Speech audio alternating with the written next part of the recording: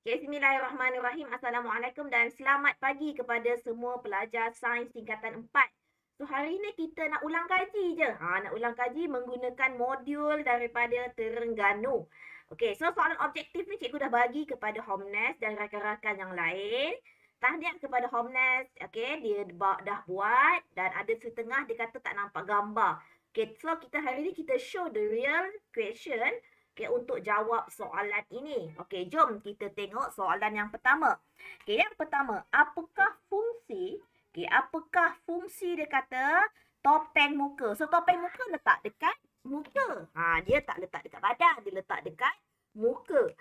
So, mestilah dia akan melindungi hidung dengan mulut daripada bahan kimia. So, jawapannya adalah A.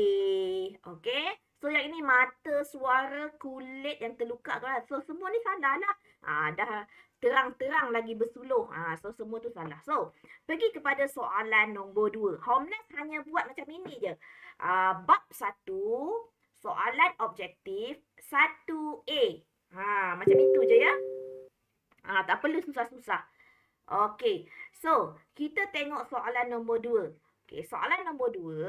Rajah menunjukkan peralatan keselamatan di dalam makmal. Ini apa ni, Homnes? Awak rasa ini apa ni? Baju apa ni? Baju keselamatan? Baju keselamatan dalam makmal kita panggil apa? Lab coat. Baju makmal. Baju makmal. Kiranya kita pakai untuk apa? Adakah untuk bergaya sebagai seorang doktor? Adakah kita nak elakkan daripada kecederaan? Ataupun supaya baju pakaian pelajar tak kotor? Ataupun kita nak elakkan uji kaji daripada tercemar? Yang mana satu, Homnes, agak-agaknya? B.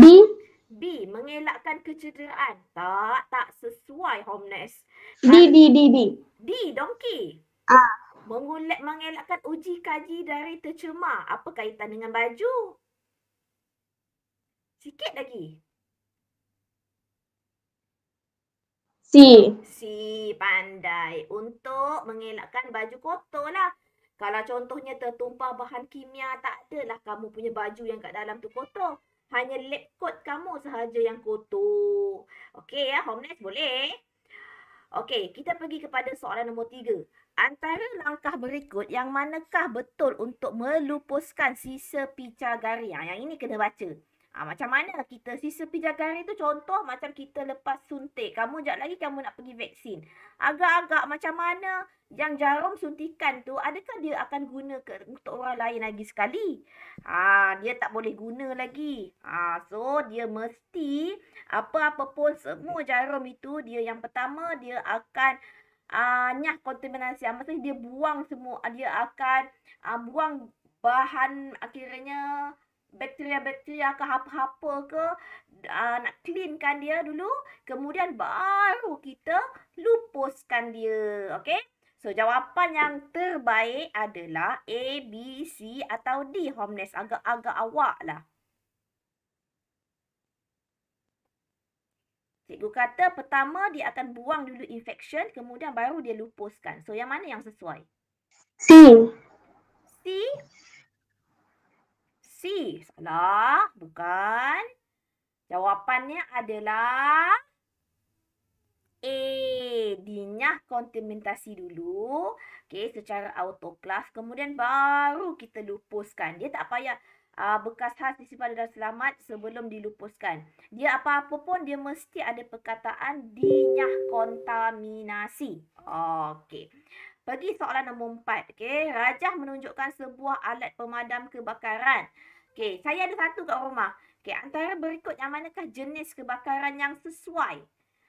Yang ini yang sesuai untuk fire blanket ni hanya untuk kebakaran tabung gas. Kiranya gas yang dekat rumah tu terbakar, dia terkena kat badan. So macam mana kita nak selimutkan dia? Kita pakai kita pakai fire blanket. Okey, nombor 4 adalah C. Okey, nombor 5. Ini dia tengok dekat sini pemadam api. Pemadam api ni jenis apa, Homnes? Nampak ni, Homnes. Dia tulis kat situ karbon ya. Warna dari jenis karbon. Okey, apakah keterangan kegunaan? Paling tepat untuk menggunakan karbon dioksida. Ya, dia jenis pemadam api, jenis namanya karbon dioksida. Okey, apakah yang ini pemadam api karbon dioksida sesuai untuk padam apa? Sesuai nak padam apa, Homeless? Agak-agak awak dah. Yang mana? Peralatan elektrik, gas, uap. Iya, pandai. So, C. Memadam kebakaran yang melibatkan peralatan elektrik, gas dan wap. So, Homeless dah buat latihan. 5 soalan objektif je. Agak-agak Homeless boleh tak nanti jawab? Kita cuba nanti Homeless. Kita buka sekolah. Kita buat test untuk Homeless. Okey. Soalan struktur. Okey, tulis jawab buku kamu. Hanya tuliskan jawapan saja. Soalan struktur. Okey, bahagian B, nombor 1. Nombor 1. Yang pertama P. Agak-agak P ni apa namanya, Homeless? Dekat mata. Buka buku teks. Mula dengan G. Gobel. Google. Betul lah tu. Google. Spelling kena betul tau. Google. Okey. Dekat tangan ni kita pakai apa? Sarung tangan. Pandai. Sarung tangan. So, nombor 1, Homeless buat P, Google, R, sarung tangan. Okey dah. Siap. Okey, kita pergi kepada soalan yang kedua. Okey, apakah fungsi Q dan S? Apa fungsi penutup muka? Macam tadi. Yang ada tadi ayat tadi. Melindungi apa? Mata? Dia letak dekat hidung dengan mulut. Melindungi. Homeless hanya buat B, Q, titik. Melindungi hidung dan mulut. Okey, panjang sikit dah. Daripada terhidu bahan kimia yang sengit dan meruap. Panjang sikit. So, kita nak elakkan kita daripada terhidu terus. Bahan kimia yang berbau sengit dan meruap. Okey, kemudian S. Okey, S pula. Apa fungsi S?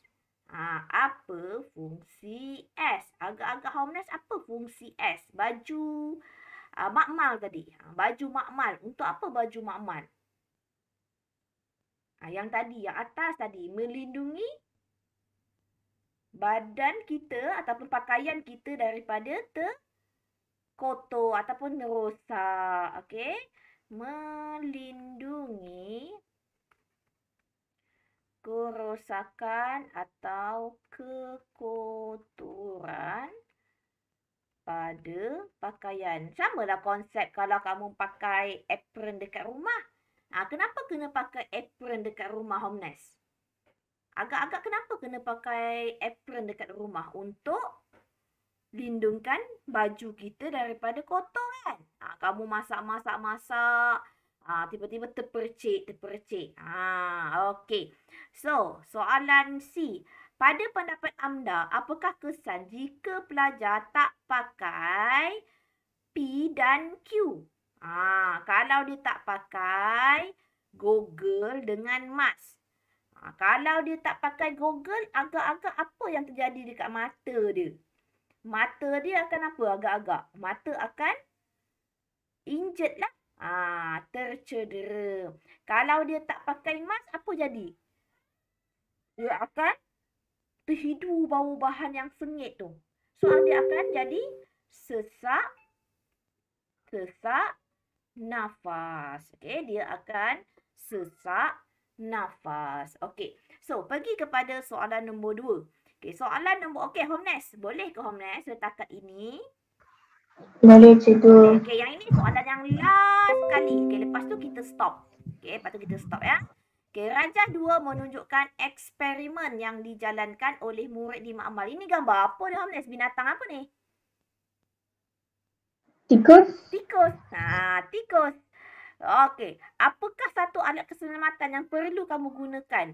Kamu nak pegang tikus, guna apa selalunya? Mestilah pakai kena Sarung pakai tangan.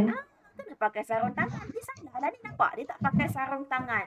Mana tahu dekat tikus tu ada bakteria, mikroorganisma, virus ke yang boleh infection dekat tangan dia. Okey. So yang penting pakailah sarung tangan. Ataupun satu lagi, dia mesti tutup hidung dia.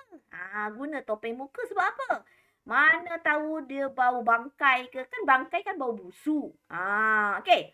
B. Setelah selesai menjalankan eksperimen, apakah langkah yang perlu anda lakukan kepada bahan eksperimen? So, depan bahan eksperimen tikus ni, kita nak buat apa? Cuba kamu tengok buku teks.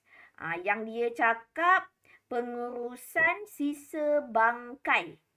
Cuba Homnes tengok buku teks Homnes. Apa yang Homnes dapat? Dia nak buat macam mana? Cikgu bagi masa dulu.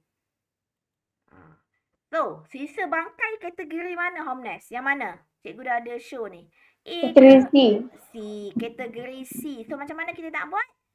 Kita balutkan dengan tisu sebab dia adalah salah satu bahan penyerap. Lepas tu, bungkuskan dia dalam beg plastik. Kemudian sejuk beku baru kamu boleh lupus. Okey, sejuk beku baru boleh lupuskan bangkai tersebut. Okey, so kita lihat kepada jawapan yang tadi. So kita bolehlah salin apa yang ada dalam buku teks tadi. Okey. Yang pertama tadi apa? Dibalut dengan tisu. Lepas tu, dibalut dengan beg plastik. Lepas dah balut dengan beg plastik, nombor 1, nombor 2. Nombor 3, kamu disejuk bekukan. Lepas tu barulah kamu dilupuskan. Okay, kalau lah kamu guna tangan kan. Kamu guna tangan ambil tikus tu. Macam mana kamu nak cleankan tangan kamu tu? Macam mana kamu nak bersihkan tangan kamu? Kamu kena basuh dengan apa-apa. Tangan kita kena basuh dengan apa, Homnes? Basuh dengan sabun. Okay, sabun pula kamu ambil yang sabun jenis antibakteria. Okay, macam Dettol, macam Antibax ke. Okay, banyak dekat pasaran. Belilah satu, letaklah dekat rumah. Okay, sabun yang antibakteria. Okay, last soalan punya 11. Okay. Semasa menjalankan eksperimen, anda tertumpah sejenis bahan kimia atas meja. Bahan kimia tau. So, macam mana kamu nak lakukan? Yang pertama, kena buat apa? Okay, tengok buku teks. Okay, tengok buku teks. Kita ada 2. Satu, kalau bahan kimia tersebut adalah termometer yang pecah. Okay, ataupun bahan kimia. So, kalau tengok kepada sini. Okay, ini adalah kalau tertumpah bahan kimia. Yang pertama, segera memberitahu guru ataupun pembantu makmal. Kemudian, jadikan kawasan tumpahan sebagai larangan. Kemudian, sekat tumpahan daripada merebak menggunakan pasir. Kaut tumpahan, buang dengan selamat.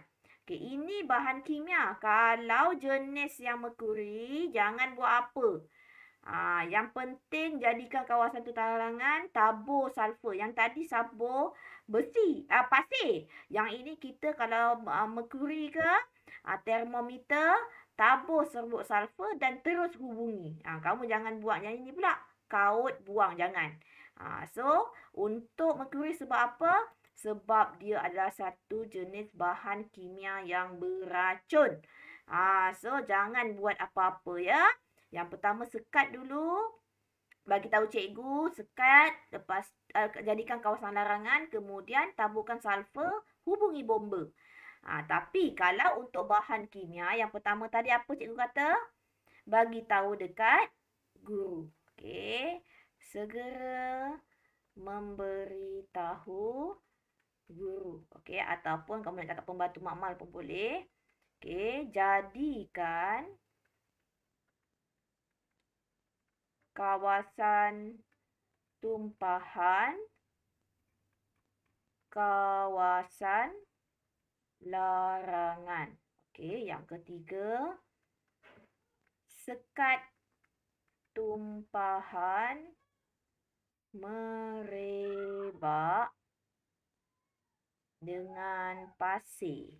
Okey, kemudian nombor 4, kaut tumpahan. Ini bahan kimia. So, kamu kena bezakan ya antara bahan kimia ke termometer yang pecah ke.